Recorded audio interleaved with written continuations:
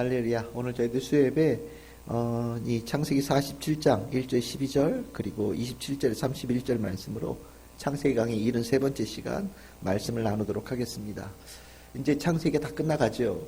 이제 한꺼번에 야곱의 마무리되어짐과 또 이제 요셉의 마무리되어짐의 이야기가 이제 나오면 이제 창세기가 끝이 나게 됩니다.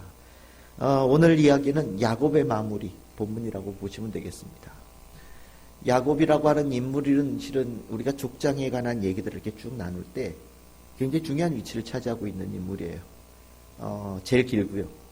또 굉장히 정말 다양한 일들을 경험했고요. 그의 삶은 우리랑 너무 닮아 있어요. 그래서 창세기에 나와 있는 여러 족장들 중에 야곱은 굉장히 중요한 우리가 특히 또 눈여겨봐야 될 인물입니다. 야곱이 태어날 때부터 가졌던 단점이 있었죠. 이제 우리가 주일날 말씀을 나누듯이 육신의 생각으로 사는 거예요. 자신의 육신의 생각에 확 매여가지고 좀 더 갖고, 좀 더 빨리, 좀 더 많이. 또 옆에서 부추기는 어머니도 있다 보니까 이 야곱이 아주 그쪽으로 아주 특화되어져 있는 그런 사람으로 살았습니다. 근데 결국 하나님께서 그 야곱에게 있는 욕심들, 이 육신의 생각대로 살아가는 삶의 허망함을 아주 제대로 직격탄을 날리신 거죠. 족장이 돼서 이렇게 고생한 사람이 있나 싶을 정도로, 그렇죠? 물론 요셉도 고생했다고 하지만 요셉은 그 과정이 제가 생각할 때는 그래도 하나님께서 함께 하시는 길이었고 하나님께서 붙들고 계셨기 때문에 요셉은 힘이 있었던 사람이에요. 근데 야곱은 계속해서 씨름했던 사람이거든요. 씨름이 뭡니까? 하나님 이겨보겠다고. 하나님께서 내려놓으라고 하는 거 내려놓지 않고 내가 한번 이겨보겠다고. 끝까지 내 욕심 그거 못 버려가지고 인생의 막바지까지 굉장히 고생한 사람이에요. 그 고생한 사람의 인생이 그래도 불구하고 하나님의 안에 있으면 어떻게 될 것인가. 이건 중요한 문제죠. 우리가 그 사람의 성품이 어떠냐. 물론 성품도 인생의 결과를 내는데 많은 영향을 줍니다. 좋은 성품은 아무래도 좋은 결과가 있겠죠. 좀 못되고 좀 흠이 있고 이런 성품들은 아무래도 결과물이 조금 흠이 좀 있을 수 있어요. 그런데 중요한 거는요. 우리가 가지고 있는 성품의 차이는 다 거기에요. 사람들을 이렇게 보면 내가 너보다 좀 낫다라고 얘기를 하지만 잘 세워놓고 보면 비슷해요. 우리가 이제 그걸 도토리 키재기다 이렇게 표현하는데 내가 조금 더 낫다라고, 내가 좀 더 옳다고, 내가 좀 더 많이 한다고, 내가 조금 더 부자라고, 내가 좀 더 뭔가 권세가 있다고 자기가 막 자랑하지만 실은 하나님께서 보시기엔 다 비슷하거든요. 결국 우리의 인생을 좌지우지하는 거는 내 성품이나 내가 가지고 있는 어떤 능력이 아니라 하나님의 인도하심과 보호하심이 인생을 좌우하는 주요 요인이 된다는 겁니다. 그것을 대표적으로 보여주는 사람이 야곱이에요.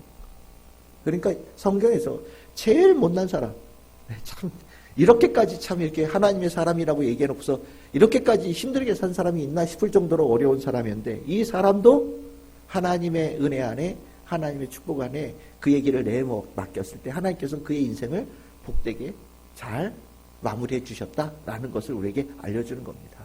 그러니까 여러분들 여기 야곱이 내가 험악한 세월을 보냈다라는 이 고백을 들을 때마다 인생에 대한 얘기를 하면서 나도 그런데 이런 생각이 들 수 있잖아요.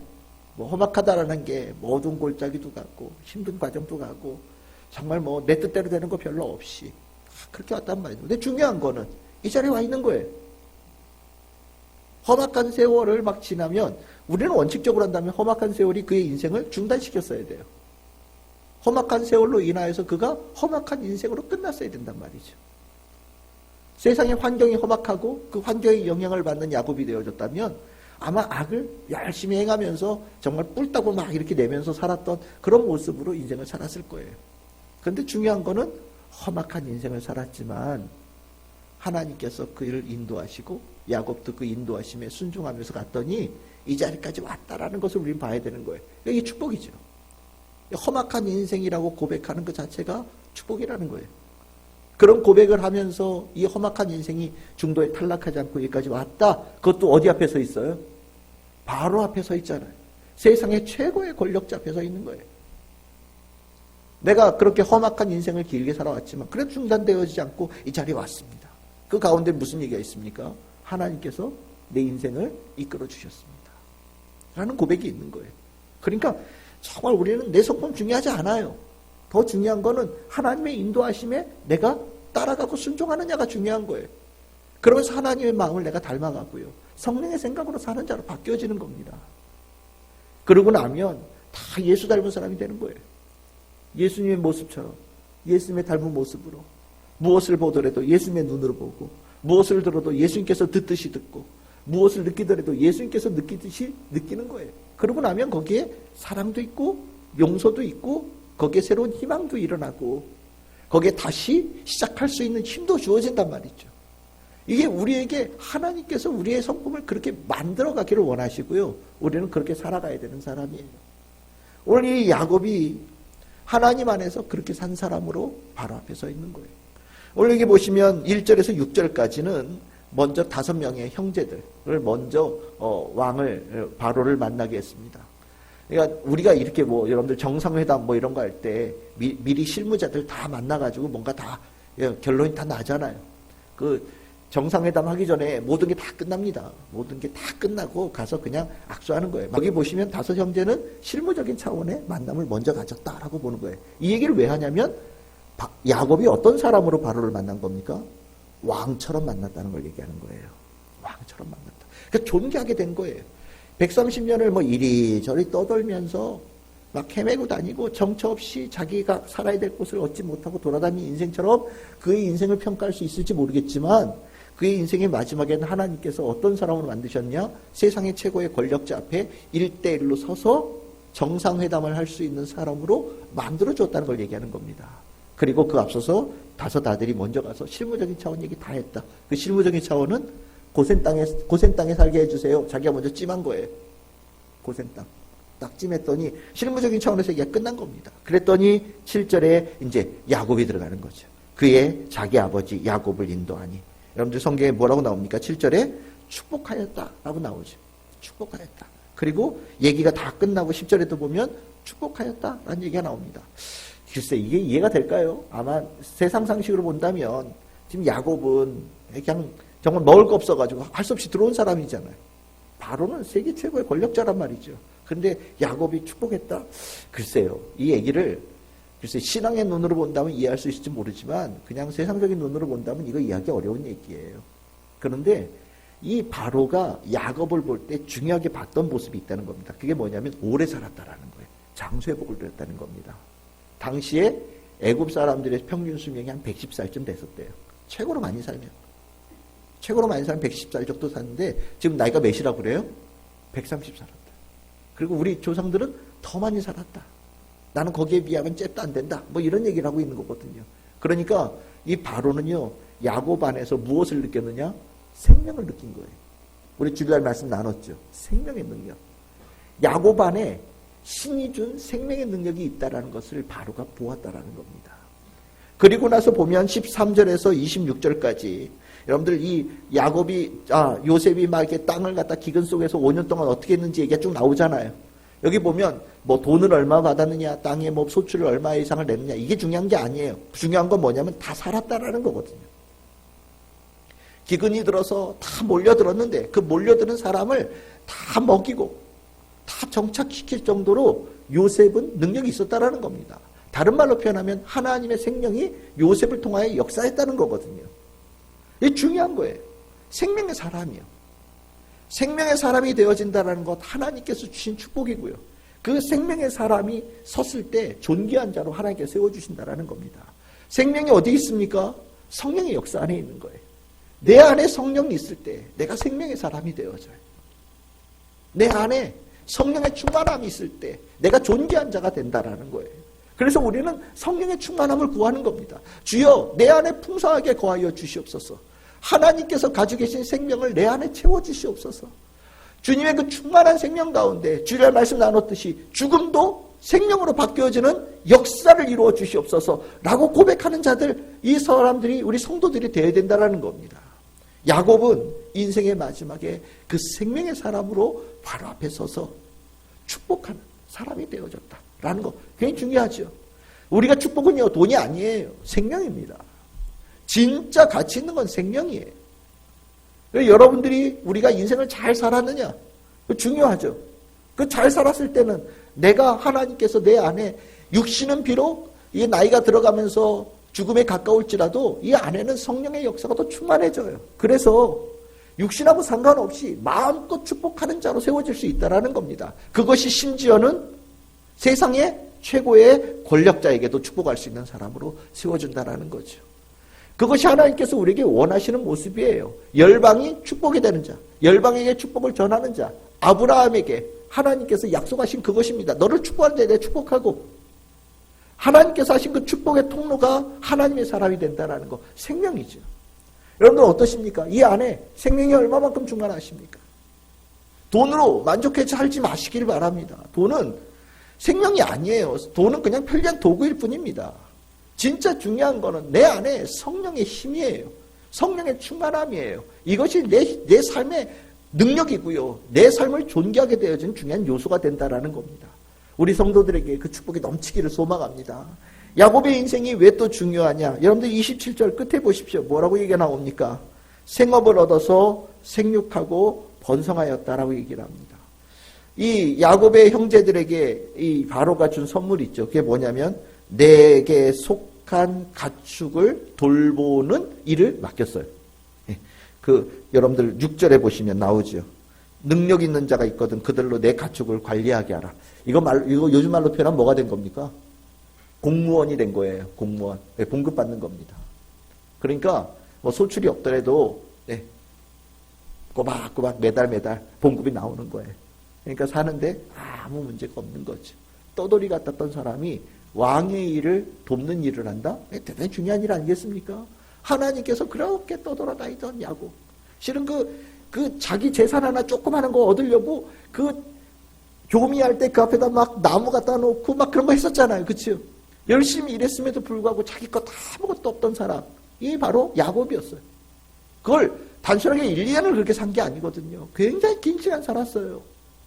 나이가 들어가는데 재산은 아무것도 없고요. 애들은 쫙 낳는데 먹일 방법이 없잖아요. 정말 열심히 노력한 것 치놓고는 아무 재산도 없는 빈털터리와 같은 인생이라고 본인이 생각했을지도 몰라요. 그런데 하나님께서 그의 삶에 축복하시면 이 마지막에 27절에 뭐라고 나와요? 생육하고 번성하여진다. 그의 자녀들이 그 아버지가 가난해요. 라반의 집에서 종으로 있어요. 종의 아들들이에요. 뭐가 있겠어요? 그런데 그 자식들이 우리 봤잖아요. 자식들을 많이 낳았죠. 그렇죠? 애굽으로 들어간 사람이 70명 넘게 쫙 들어가. 남자들만. 거의 대부분 남자들만 70명 넘게 들어가고 수백 명의 사람이 무리를 지어서 애굽으로 내려가는 장관이 이루어진단 말이죠. 생육하고 번성한 자로 만드셨어요. 근데 그것으로 끝나는 게 아니라 애굽에서는 더 생육하고 번성하는 자로 하나님께서 야곱의 집안을 축복하셨다. 우리가 살면서 하나님께 내 삶을 맡기는 자에게 마지막이 아름다워요. 그 아름다운 마지막이 천국으로 이어지는 겁니다. 내 아름다운 풍성한 하나님의 축복으로 살아가는 그 복이 천국의 삶을 미리 나에게 경험시키시는 하나님의 은혜예요. 야곱은요, 내가 정말 이 나이가 들어서 아무것도 못하잖아요. 아들들이 다 하고 있는 상황이에요. 야곱이 뭘 할 수가 있겠어요? 130이 넘은 할아버지, 지금 147세예요. 17년을 더 지내서 아무것도 못해요. 그런데 하나님의 손길이 닿으니까 이방 땅에서도 생육하고 번성하는 축복이 일어나더라. 우리가 뭘 해서 축복이 아니지. 우리 안에 생명의 역사가 있으면 우리를 통해서 생명의 열매들이 맺어져 가는 거예요. 그게 하나님께 주신 축복의 통로고 방법이란 말이에요. 우리 성도들에게 여러분들 한 사람 한 사람이 그런 성도들이 되길 소망합니다.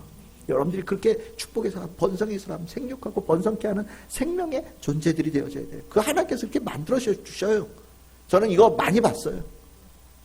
정말 인생 참 살면서 어렵게 살았지만 끝까지 하나님 앞에 순종한 사람들, 하나님께서 그의 인생들을 멋지게 만들어가는 모습을 저는 정말 수도 없이 봤어요.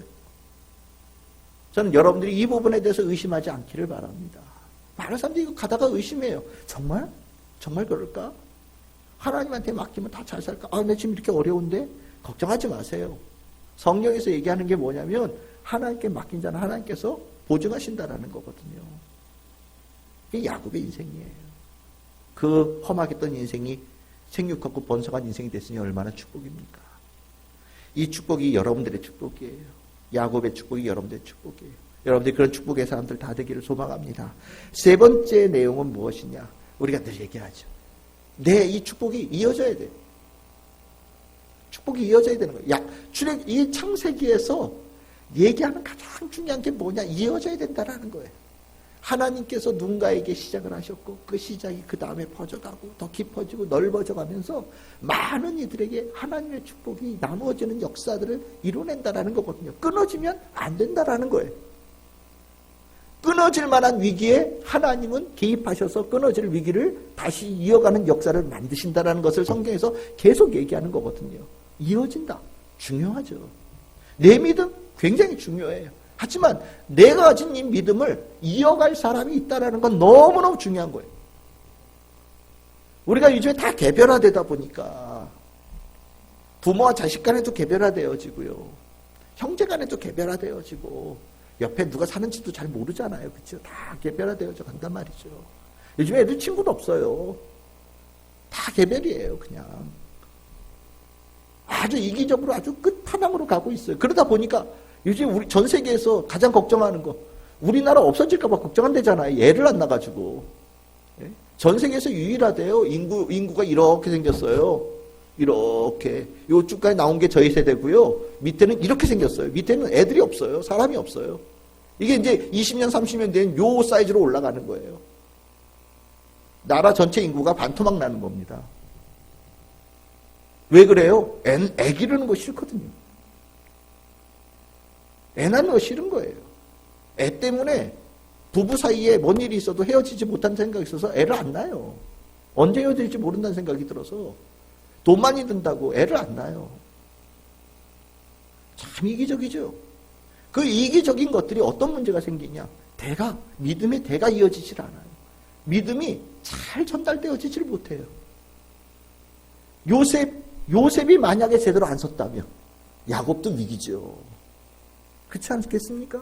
나머지 11명의 아들 중에 대를 이을 만한 아들이 물론 유다가 좀 보일만 하지만 아버지 눈에는 그 아들은 내 뒤를 이을 만한 깜이 안 된다고 계속해서 보는 거예요.